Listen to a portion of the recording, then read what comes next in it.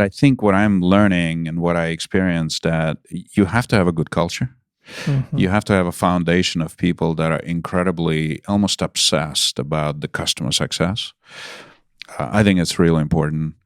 The second piece is, the quality of your product has to be, especially in a healthcare world, you can't settle for average, and you have to aim to be the best. And so that's another really important characteristic. And the third one is I think you have to have discipline. Discipline on how you think, discipline about how you act, and a discipline about people as well.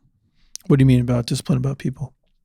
It's about how we develop and promote people that aligns with our culture to sustain that culture for decades, because it starts with that. And so there has to be a discipline about who do we develop, how do we promote people, how do we hire people, because that's what preserves the culture.